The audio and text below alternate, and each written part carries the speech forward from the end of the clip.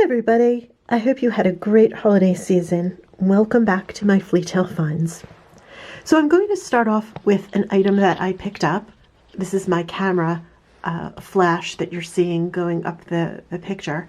This is made by Sun God Industries and it's made of all different pins.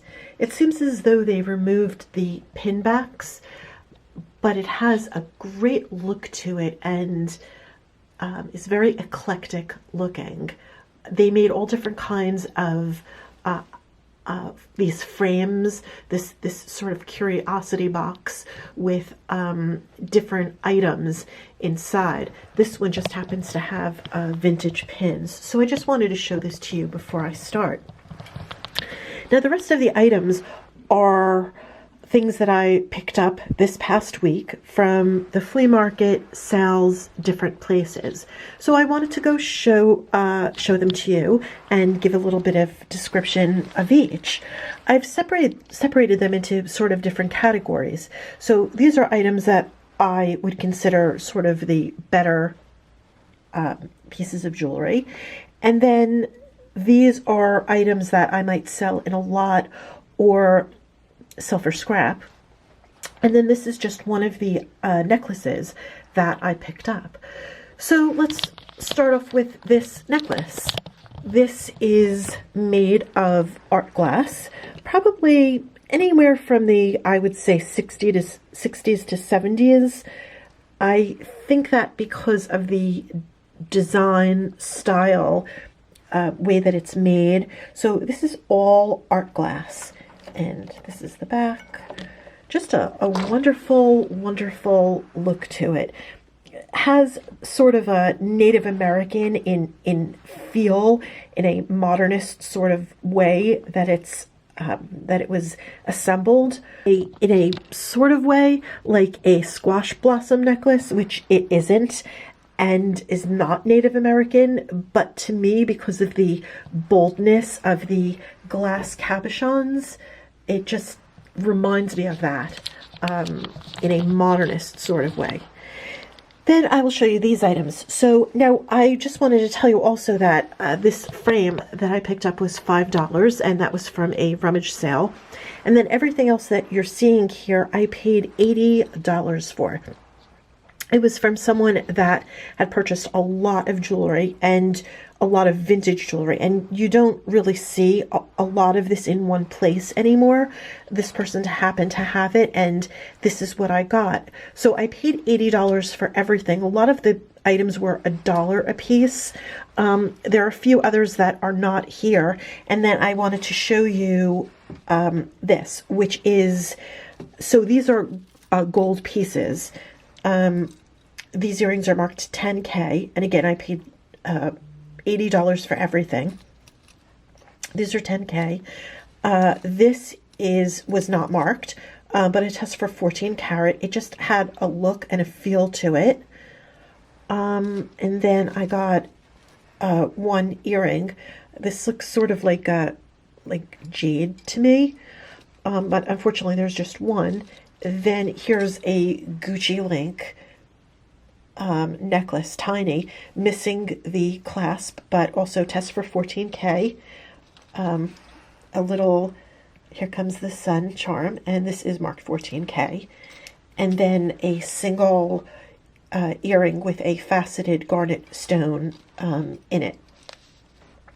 So this all comes out to, because of the weight, I forget the gram weight, but it comes out to over $300 in gold. So in that alone, I made my money back. Then I'm going to show you the pieces over here. So these are items that they're not what I consider sort of the better items, but still lovely. This piece is marked Park Lane, which was a popular jewelry company. Looks like it's a shell, sort of a shell cornucopia. Nice look, sort of this frosted lalique, not lalique, but lalique sort of looking glass, embellished with faceted Aurora Borealis beads. Here's a little gold-filled charm with what might be a ruby in the center, a tiny ruby. Here is a cameo, shell cameo. This has sort of that Gibson girl look to it. Not done incredibly well or detailed, popular, but not in a like a very good class of cameos. I mean, there are some, if you do research on them, that are just unbelievable, all works of art. Then I got this sterling, nice weight tie clip. I got this. What's kind of interesting about this, so this is rhodium plate, and this is from the 1920s. I don't usually see them, though, with these little flowers on them, so it's kind of like a nice little added embellishment.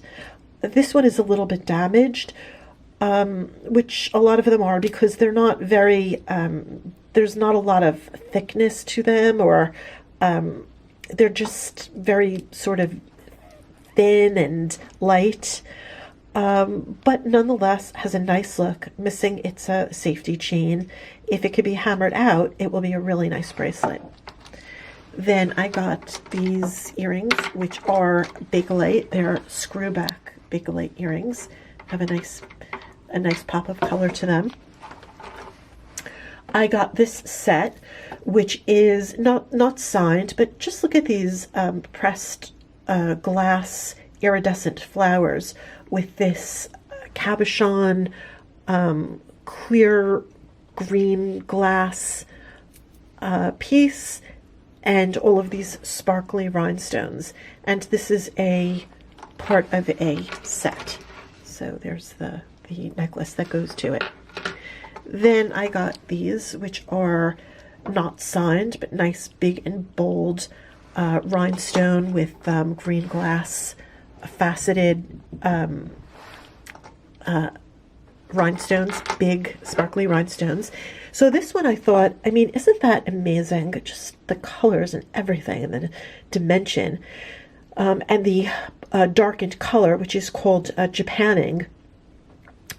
Hollycraft was very famous for this, and I thought that this was perhaps a Hollycraft piece, but no signature. But wow, what an amazing look to it. And this was like about $1. Then I came across these items, which are gold filled, and even if they're damaged and they're not too expensive, if they're cheap enough, I purchase them and then I sell them as gold filled, or I sell them in a gold filled lot. And then I got this, which is really nice. This is a Victorian book chain. It looks like it's gold filled. Great look to it. This was a charm, damaged, but so I'm going to try to sell it as just a gold filled piece because of the damage, and perhaps the person that buys it from me, maybe they will want to repair it. I mean, it has a really, really nice look to it. But nonetheless, this is a gold filled lot and it's nice and heavy. Then I got this vintage Navy World War II locket, sterling silver. I got this. This is 14 karat gold filled. This locket, it's etched just really lovely on the front. I got this sterling silver, which are very popular, these charms hanging off of these wonderful charm bracelets. I got this Victorian gold filled locket with initials. Then this, which is really, really nice. It's not marked, but it tests for sterling silver. And this is a watch fob with some charms on it. Just a really great look. Has a nice weight to it. Then I got this probably 1930s cut metal pin with a faceted glass stone in the center. Again, indicative of the time and a great look to it, worn by itself or with others. Here's another locket. This one has some rhinestones in it. and leaf has a leaf design. I thought that this was Givenchy because of the G's. It actually turns out it's a waterfall necklace by Trifari. I still think it looks like Givenchy. But again, a really nice look. This one doesn't have the necklace with it, but you could wear a like a slinky kind of necklace that would really set this piece off. Then I got this gold stone, gold-filled slinky necklace. Again, really nice look to it. Wonderful goldstone glass cabochons. Then I purchased, along with all of this, this necklace, which is also really, really nice and very different looking. So it was not marked, but it tests for sterling silver. And I mean, that is really quite a necklace. Just a wonderful look and dimension and sparkle and just very interesting looking. Then I purchased this piece, which is an original by Robert. I had shown you a bracelet of his a little while back. I don't know if you can read the tag. He made very interesting jewelry. You would become over time familiar with his look. This is a hand-painted enamel over metal piece. Big and bold, makes a nice colorful statement. Then I got this piece, which is by Benedict. Not one of the more well-known companies, but I just thought it had a really nice, appealing look to it. Has that sort of French runway kind of look, so I thought I would purchase it.